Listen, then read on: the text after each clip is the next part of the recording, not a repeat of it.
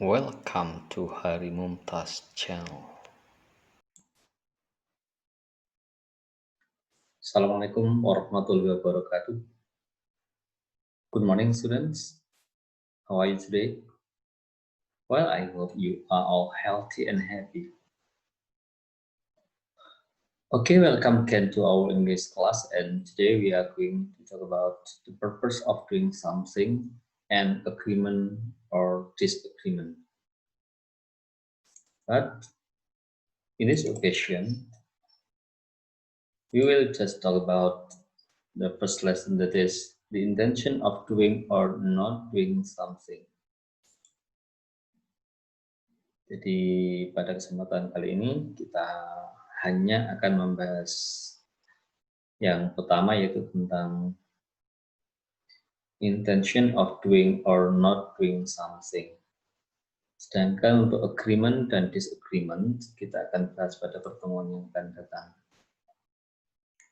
Jadi kompetensi dasar yang harus kita kuasai setelah mempelajari materi ini adalah yang pertama untuk pengetahuan, yaitu menerapkan fungsi sosial, struktur teks, dan unsur kebahasaan teks interaksional, transaksional, lisan, dan tulis yang melibatkan tindakan memberi dan meminta informasi terkait maksud, tujuan, persetujuan melakukan sesuatu, tindakan atau kegiatan, sesuai dengan konteks penggunaannya.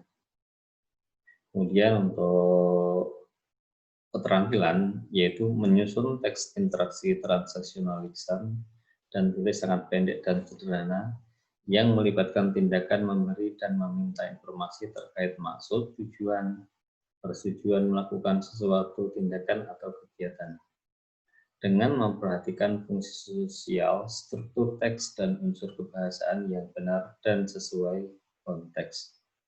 Nah, di sini perlu diperhatikan unsur kebahasaan, yaitu penggunaan in order to, so that, serta agree dan disagree.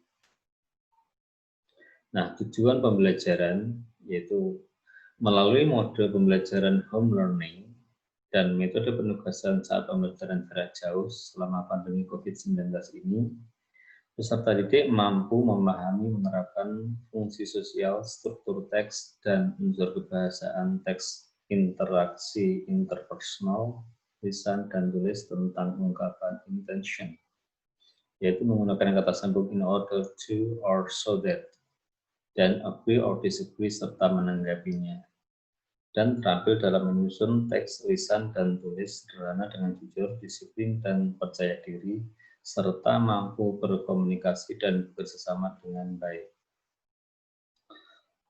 Rancangan penilaian yaitu yang pertama penilaian sikap, yaitu sikap santun. Ini dilihat dari komentar dan percakapan melalui grup WA maupun chatting. Kemudian penilaian pengetahuan melalui tes di akhir materi, serta pengetahuan keterampilan. Materi 1 yaitu intention of doing or not doing something. Look at the examples below. I study every day to improve my knowledge. We must do exercise regularly to keep our body healthy. We should not smoke in order to avoid lung cancer.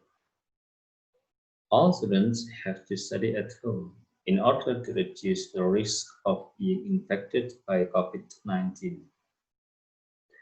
Perhatikan di masing-masing contoh ini.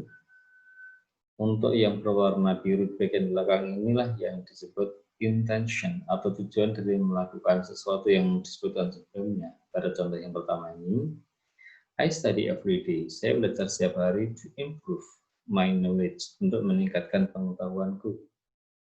Kemudian yang kedua, we must do exercise regularly. Kita harus melakukan latihan secara teratur atau olahraga secara teratur. Untuk apa? Yaitu to keep our body healthy. Jadi tujuannya adalah untuk menjaga tubuh kita agar tetap sehat. Kemudian yang contoh ketiga, kita seharusnya tidak merokok. Untuk apa? Yaitu untuk menghindari kanker paru-paru. Kemudian para siswa harus belajar di rumah.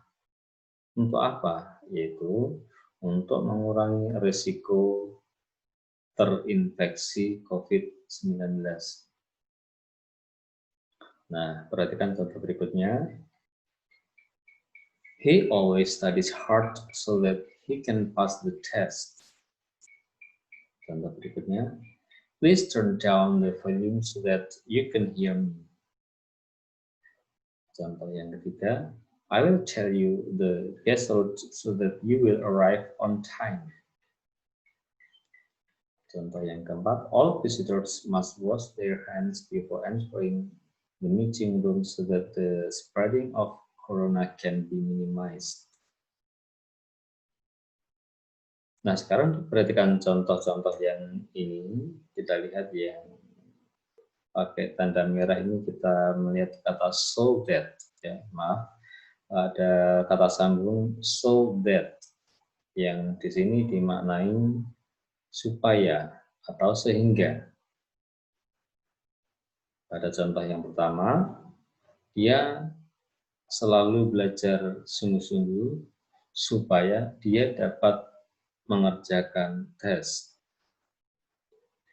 The second example, please turn down the volume so that you can hear me. Tolong turunkan volumenya supaya kamu dapat mendengarkanku. Dan seterusnya. Nah, perbedaannya dengan yang tadi kita bisa lihat pada tayangan berikut ini, yaitu perbedaan antara to or in order to dengan so that. Bagaimana perbedaan penggunaannya? Untuk in order to ini biasanya diikuti oleh verb one. Contoh, my mother sweeps the yard twice a day in order to keep it clean. Ibu menyapu halaman 2 kali sehari untuk menjaganya tetap bersih. Contoh yang kedua, Mr. Penny goes to his office early in order to arrive there on time.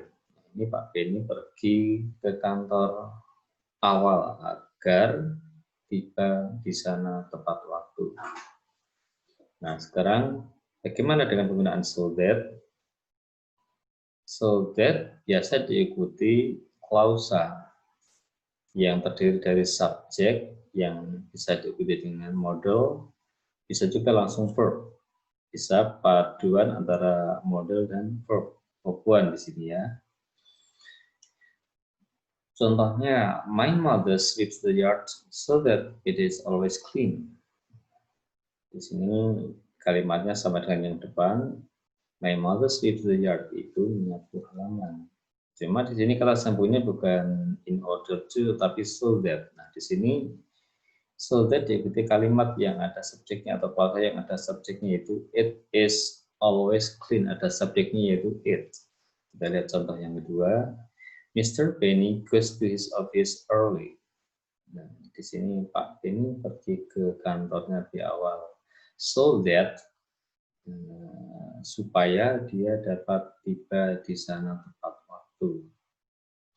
Jadi saya ulang, perbedaannya adalah untuk to atau in order to ini biasanya hanya diikuti dengan verb one, sedangkan so that biasa diikuti dengan subjek yang diikuti dengan, kalau dalam bahasa Indonesia itu predikat, tapi dalam bahasa Inggris bisa diikuti dengan verb, bisa diikuti dengan paduan antara model dan verb.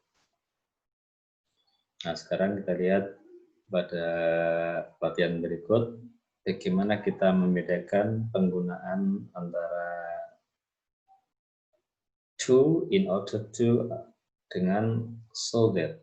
Nah, pada contoh di sini, Sally added some of their friends. Nah, apa isinya? Coba kita lihat. Bla bla bla to make a WhatsApp group. Nah, isinya adalah in order to. Contoh yang kedua, Fanny waters the plants twice a day. Kata apa yang harus diisikan di sini? Nah, kita lihat. Kalau yang di atas tadi adalah verb make, di belakang isian adalah make, maka isinya in order to. Jangan di sini di belakang isian yang blank space-nya adalah they, yang ini merupakan subjek, sehingga kalau di sini ada subjek tentu kita akan memilih so that, supaya mereka atau tumbuhan-tumbuhan itu akan tumbuh lebih cepat. Contoh yang ketiga, Raka usually opens the window. Raka biasa membuka jendela, bla bla bla. He can see the beautiful cartoon from his room. Nah, di sini di belakang blank space-nya adalah he can see. Ya, he can see. Dia dapat melihat, ada subjek he, sehingga tentu isiannya adalah so that. Nah, berikutnya, Tommy often uses Google Maps, bla bla bla, find a set location. Nah, di sini kata find ya, tidak ada subjeknya, hanya kata find, langsung verb, sehingga isinya tentu adalah to. Well, the last example, we must promote our products, bla bla bla, many more people will know and buy them. Nah, di belakang isian di sini adalah many more people, yang ini merupakan subjek, sehingga kalau di belakang isian adalah subjek, maka yang harus diisikan pada blank space ini adalah so that, supaya lebih banyak orang yang akan mengetahui dan membeli produk-produk tersebut. Nah, sekarang bagaimana kita menanyakan maksud dari melakukan sesuatu? Nah, kita cari contoh berikut. Yang pertama, what do we use mask for? Nah, di sini pertanyaannya diawali dengan what, diakhiri dengan for. What do we use mask for? Nah, walaupun di sini for ada di paling belakang, namun kita mengartikannya yaitu untuk apa kita menggunakan masker. Nah, jawabnya adalah to protect us from droplet that may contain virus. Untuk melindungi kita dari percikan air yang mungkin mengandung virus. The second example, contoh yang kedua, what for do we need to keep social distancing? Di sini what dengan for berdampingan. Jadi kalau di atas itu for-nya di bagian belakang, di sini for bisa diletakkan persis di belakang kata what, sehingga kalimatnya menjadi what for do we need to keep social distancing? Untuk apa? Kalau ini lebih jelas diartikan untuk apa, karena berdampingan. Untuk apa kita perlu menjaga jarak sosial, yaitu untuk mencegah kontak langsung dengan orang lain yang mungkin telah terinfeksi virus. Nah, jadi itu tadi keterangan sekilas. Untuk berikutnya tentunya kalian bisa browsing atau searching di YouTube, yang salah satu linknya akan saya bagikan lewat grup WA, dan kalian bisa melihat penjelasan lebih lanjut tentang penggunaan purpose of doing something. Ya. Setelah kalian melihat beberapa contoh dari link YouTube yang kalian bisa cari sendiri, nah kalian berikutnya saya beri tugas untuk mengerjakan latihan melalui Google Form, yang tentu ada batas waktu pengumpulannya. Nanti kalian bisa lihat keterangannya. Baik anak-anakku sekalian, for today I think it's enough, and see you next time. Assalamualaikum warahmatullahi wabarakatuh.